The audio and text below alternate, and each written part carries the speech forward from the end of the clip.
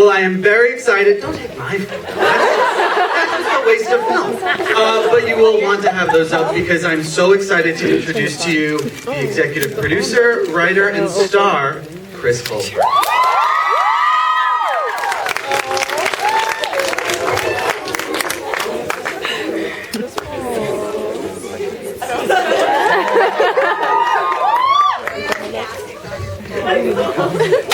Hello. Hi. How are you? How about you? So, Chris, I heard a little rumor before I got here that this film recently opened in your hometown. It did. Have you heard any responses from your friends, ex-friends, and family? Well, I think my family bought out the first 8 days worth of shows, so the general public, I'm not sure has had a chance to see it yet. But no, I mean, it's all been very, very positive, and I think people who live in Clovis really think it's funny, and I hope they realize it's the whole setting of Clover is a wink. It's not a point. But we'll see. I love it. No, I'm curious because in the film there's a great line that you have in the beginning, which is don't try to find the ideas, let the ideas find you. And I would love to know when the first germ of an idea for Struck by Lightning came to you. It came to me one of the reasons why it's called Struck by Lightning is because the whole story just really hit me like lightning. And I was a sophomore at Clovis East High School, and I was walking from one of the English classrooms to my car, and I had just finished my own literary magazine. I felt so underappreciated, and no one cared. And I thought, why am I doing this if I'm only pleasing myself? And then the whole idea of the movie came to me because I looked up the sky and it was really cloudy, and I thought, wow, if I was struck by lightning right now, what would happen? What would the story be? And then it just hit me. So how much of you is in Carson? Not as much as people want. I mean, it's definitely not my autobiography because I'm alive and well. But he definitely was the person that I wish I was in high school. I kind of used him as a therapeutic way to vent my frustrations and angst in high school. But we're different people. Absolutely. So from that point where you were struck by lightning yourself, in theory, metaphorically, how long was it until you had a locked script? Oh, well, I was 16 at the time, and I just kind of played around with it on Microsoft Word. I didn't really have a fancy screenwriting program yet. And then I'd say season 1 of Glee, was when I sat down at a computer and got it all out. And it took me, I'd say, about 6 months to go to the point of, okay, I'm gonna try to do this to the point where I sent it to someone to look at. Compare it for me, if you could, to the process of writing a book, i.e. Land of Stories. Which one is more challenging? Ooh, I think, I don't know. I think novel writing is definitely more challenging because you don't have tools to help you along the way. Like with the screenplay, you get a director and an amazing cast, God willing, that help you tell the story. So you don't have to do all the work. But when you're doing a novel, you have to do all the work. You have to describe every eyebrow flick, every blush, everything, every change of wind with the leaves change, and you have zero help. Speaking of amazing cast, you certainly had one here. I mean, Christina Hendricks, Allison Janney. I mean, the list goes on and on. How involved in the casting process were you? As involved as I could be, because I was on the Glee tour across the world. I was at the O2 in London, and I would sit at my computer and I'd do meetings via Skype, at 6 o'clock in the morning, which was I don't know, like 7 in the afternoon here or something. But casting was the easiest part because once we got the green light for this movie, people just signed up. It wasn't a challenge at all. I'm curious, when I was watching the film the first time, I was struck by how similar young Carson looks to you. But this isn't the first time we've seen that actor playing a young version of you. No, his name is Adam Culkin, and he played young Kurt in Glee for the Grilled Cheeses episode. It was creepy then. It's creepy for Struck By Lightning. It's creepy now. But funny thing is now his voice is 10 times deeper than mine, and he's like 2 feet taller than me. So I'll be playing a younger version of him soon. I'm curious. This was obviously an interesting project for you because you had written it and you were starring in it. Was it difficult at any point to sort of turn off your writer brain while you were acting?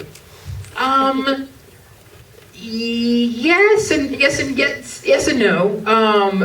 Like I think sometimes I would almost be overzealous at the fact that I was the writer as well, because I would flub a line as an actor, and then the script supervisor would come over and say, "Chris, you got the line wrong," and I'd say, "No, I rewrote it." So that was nice. But no, I mean, it really wasn't. I don't think either really ever interfered. So it wasn't too bad. But you had to have that moment because you had obviously worked on this script for a long time. The first day on set where you just sat back and you said, okay, all of these people are here to make the movie that I thought of in my brain. Yeah, it's my fault that everyone is here, right? No, definitely. It was crazy, and it was really crazy because Allison Janney was the only actress I ever had in my mind to play the role of Cheryl. So, you imagine that literally the only thing that was different from really like her performance in the film to the performance that had always been in my mind since I was 16 was she just had shorter hair in my mind because she was on the West Wing at the time. So I just imagined her having a different haircut. That's it. Like the lines, it's insane. I feel like it almost like just kind of printed from my mind and went onto the screen. As a cool sort of byproduct of Struck By Lightning, Carson Phillips' journal was released, which I would imagine has to provide a unique opportunity, because whenever I interview authors who then write screenplays or vice versa, they say it sort of gives them a chance to fix things they got wrong the first time or include things. Was there anything you got to put in the journal you wished it had been in the film? Well, it's interesting because, unfortunately, because this was a very, very low budget movie, and a lot of things had to be cut and reworded and changed and whatnot. So a lot of what was in the original screenplay never made it.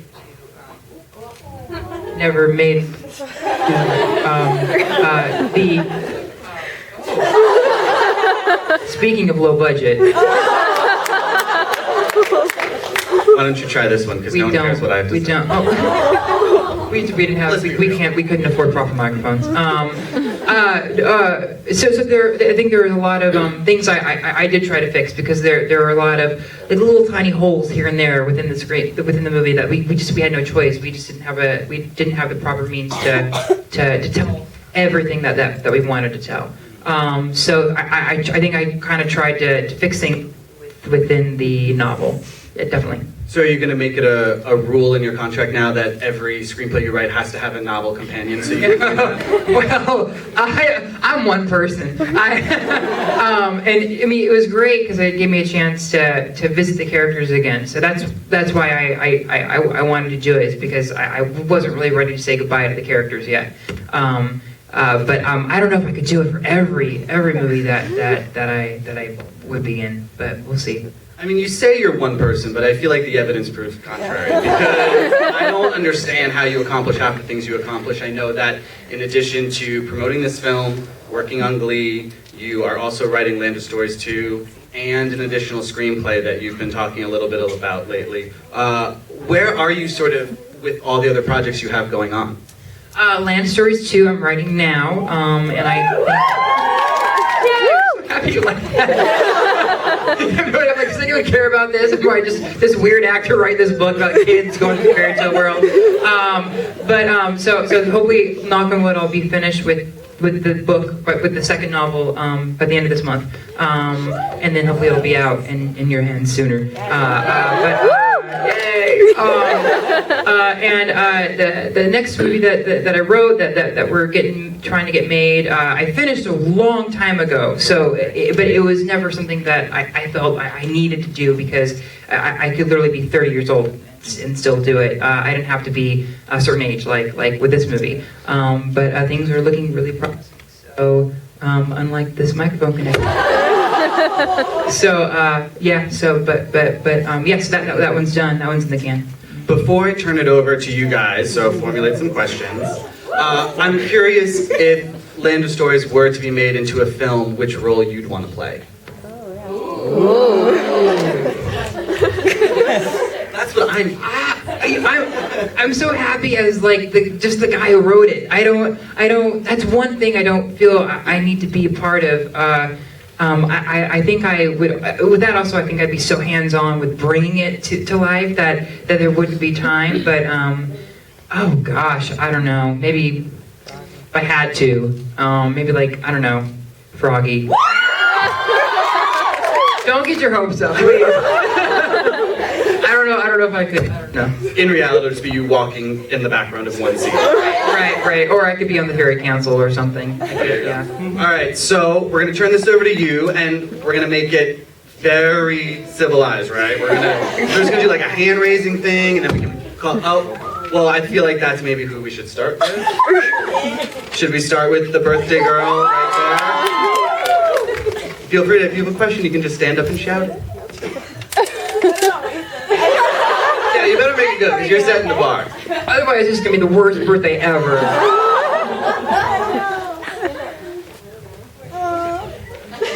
If everyone has questions, they could tell you that. We can come back. Oh, yeah. What's your favorite line in the movie? Pitchfork. I thought it was so clever. Green camera. Or phone. Sorry, I'm pulling it Oh, thank you. How many were in it? Thank you so much. You saved so much money. I know you said that Rebel was a really late casting. So who did you have in mind in case you didn't find the perfect person? Really, no one. Not really anyone. She was based on one of my friends in high school, and we thought maybe we thought maybe we'd have her come and do it, but we really didn't have anyone else in mind because it was such a specific character. So no, she really kind of was. It was an absolute miracle because she was literally cast like 14 hours before she started shooting. All right. Yes. Yes, I'll give more accurate description. Wow, now I'm going to cry. Well, first of all, I just want to say congratulations on winning a People's Choice Award. Talking a lot of people online. If Carson died in the parking lot, how do you end up under the tree? Oh, because he drifted. Because it rains and in the original screenplay, like there is a scene where he just drifted for like a minute, and it was just I thought it was funny. And then like his voice is like, there I am, floating over there. Oh, there I go. Oh, there I go again. You know? But no, because he drifts, and I think there's a little scene where he drifts a little bit. So that's that part of the book. Yeah, sure. Well, he's Red shirt. This is fun. I like it. I was wondering what was the funnest scene that you had to film, and also what was the hardest one for you personally? Ooh, most fun was probably the homecoming scene. Thank you for making that happen. And the hardest was probably I don't know, probably any scene with the kids because they're all my age and I was very, very intimidated by them. And because they're all so talented and I was terrified that they didn't like me. Which I know now they all like me, so that was nice. But no, yeah, I think I was like, I don't know, I think, you know, there's just always that extra pressure when you're among your peers or people your age. Okay, glasses and black sweater. I was just wondering, like, what was the biggest difference between acting, like, for the movie versus acting every week for Glee? You know, it's so funny because our schedule was insane for this movie because we shot in 16 days. So we were doing like 8 to 12 scenes a day. But it was a much lighter schedule than Glee. Like the first day we filmed a whole day and I still had time to go out and eat dinner. Like it was crazy. And Glee is just such a roller coaster from the minute you step on set. You know, you're singing, you're dancing, you're acting, you're all day until, you know, from when the sun comes up to when the sun goes down. So there really wasn't too much of a difference, except I feel like movie schedules are maybe a little more easier because there's an end in sight. Makes sense. Yes, sir. Yes. Straying from the movie, what advice would you give to people try and get into showbiz, whether it be film or live theater? Oh, I think a big thing is you have to ask yourself that it's the craft that you're after, because I think a lot of kids are after other things, and then it's like you don't want to be after those other things, and then find yourself in a position where you're like, oh, I don't like doing this. Why am I here? So I think the biggest advice would be to ask yourself, make sure you're in it for the craft itself, because you like to act, because you like to portray the characters, you know, I don't know. I mean, I'd say find what makes you unique and use it to your biggest advantage. Yeah. Yes, right in front of him. Yes. Okay. Okay, we can do that. Yeah. Front row. Okay. You're on spotlight. Do you think that you would ever do Broadway or live theater ever in the future? Yeah, absolutely. I'd love to. I'm kind of itching to get there, but well, I really want to bring Shirley Todd to Broadway somehow. I don't know. I think it would be funny to do a spoof of Sweeney Todd, which is one of the best musicals of all time. Maybe the jackass that spoofs it, but it'd be fun. I think it'd be Book of Mormon-esque. I'm in. And you can. Join Writers Club? Yeah, sure, absolutely. I mean, I'm sure we can find some dirt on you. Oh. I think you could. I have an actual question. I was wondering what happened to Mom or Cheryl at the end of the. Well, in my mind, she, unfortunately, losing her son causes her to really reevaluate, take another look at her life. And I think in my mind, she was kind of like joins like a grieving support group, but she ends up being okay, and she gets kind of reunited with her mom. So I think the mom and the grandma end up being closer because of his death. I tried to dress as Carson, by the way. I'm sorry. Oh, you look great. Yes, great guy. I think you kind of answered this already, but aside, you created Alex and Connor and the beauty that is Carson right now. Do you have any other characters that you've determined to create, like from your childhood, or like anything from now on will be kind of new? Oh, that's a really good question. Thank you. I would say 90% of everything that I will be pursuing to do the next decade have all come from being a kid or high school. Like every single seed was planted then, and it just kind of become lifelong goals to do. But like the whole Asylum movie, that was just something that I literally was watching TV and I thought, oh, that's interesting. Well, how come men are never allowed to do that? I'm gonna write it for myself. Like that's all that it came from. So I get inspired along the way. But I'd say yeah, the majority is all stuff from when I was most of your ages. Purple beanie situation. Sorry, I wish I knew all of your names. And then we Hi, could... Chris. Hi. This is kind of a random question, but would you ever consider playing or writing for like a serial killer type of person? Oh. You'll have to watch the next movie.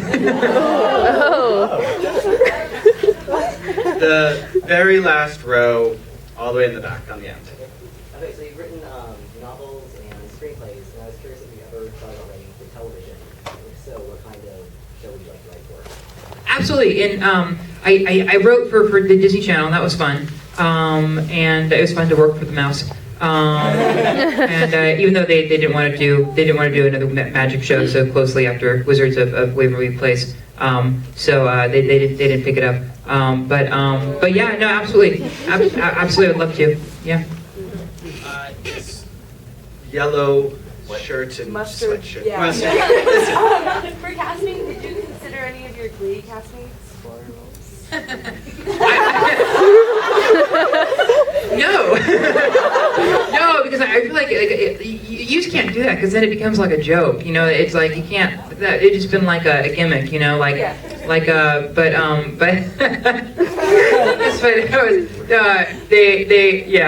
maybe down the line I'd love to work with all of them again in other projects, but not for the first one. Yeah. Yes, almost all the way in the back on the right. Hi, Chris. This is actually the end of stories question. I was wondering, you were talking about like how people don't know the true, like, you know, the Little Mermaid, and so, if there's sad endings, and people don't know quite the real stories. But then in Land of Stories, you kept like Cinderella's slipper, which was originally gold glass. So I was wondering, like, how did you make those decisions on like what to keep, what the general public knows, and what to keep to the original? It was a balance, because actually Cinderella, there's two versions of Cinderella. There's a version of where she has a gold slipper, and in that version also there's no fairy godmother, and the tree gives her a dress. And then there's also an updated version that was in like the mid 1800s that came out that was really popular, where the glass slipper and the fairy godmother were incorporated. But it was just a kind of a balance, because you also don't want to completely. I didn't want to completely change the way people saw these characters. I wanted to kind of educate them on what they were originally, but yeah, I didn't. Cinderella was hard too, but also I did want to include the fairy godmother and the glass slipper, so I used more almost like the second to last original story rather than like the original tale. White shirt, 4 rows from the back. Yep. No, it's you. Yeah, it's you. Did you use Google Translate for the Spanish line? I think so. Yeah. Yeah, but it worked because the character would have too, because he was an imposter. So I like how I validated that. The only reason I knew Spanish because the pollo part. Oh yeah. Yes, right there with the bracelet. You mentioned cutting scenes from the movie, and I won't spoil anything, but in the book there was a one-on-one scene with Carson and a few other characters. Were those originally in the screenplay, or was that something for the book exclusive? Yeah, all those one-on-one scenes when they're handing in the submissions were actually in the movie. We didn't shoot them; they're cut before we shot them. But they were flashbacks that the kids had when they were at the funeral. They had the funeral, and the pastor was saying, Carson taught us all lessons, blah blah blah, and then each kid had a moment remembering the lessons that or the interactions, their last interaction they had with him. So that wasn't the original screenplays, but I was able to put it in the book. Yes. You are This isn't a Land of Stories question or a Struck by Lightning question. It's actually a question about your next film. Thanks. I just wanted to know if you can release either the title or your character's name in it. I will give you a hint of what the title is, and it's based on an old Carl Jung quote. So the title is within a famous Carl Jung quote, and the whole movie is kind of based off of that quote. So there's not too many. There's not too many that I know. I don't. The thing is, I'm really superstitious about movies, and I feel like if now if I start talking about it, and I hate something to fall through and it not to happen. It looks promising now, but I just don't want to. I don't want to jinx anything. So I'll let you know what the name of the person that I'm playing when I know for sure it's happening for sure. Huh? I'll announce it. Yeah, I'll announce it eventually. Yeah. It feels really good, by the way. Oh, thank you. Carl Jung Tumblr tag is gonna be on fire. All right, so this is gonna have to be our last question. So whoever has the most money in their wallet. All right. Okay. Right here. First off, I have to say thank you for wearing the pin that you wore on Sunday, because I was the one who made it for you. Oh my God! Thank you so much. Yeah, of course. And I wanted to ask you, which genre would you say you have most struggles like trying to find yourself writing for or acting for? Ooh, probably romantic comedy. It's so funny because I feel like, this is my total opinion, but I feel like it's like that's supposed to be like the goal of every actor, like oh, he'll never be in the romantic comedy. Well, I don't want to be in a romantic comedy, and I don't think I would ever want to really write a romantic comedy unless there's like some kind of like gimmick, in it. But yeah, probably that genre. Yeah. Thank you all so much for coming out tonight. Thank you so much. Thank you. Thank you.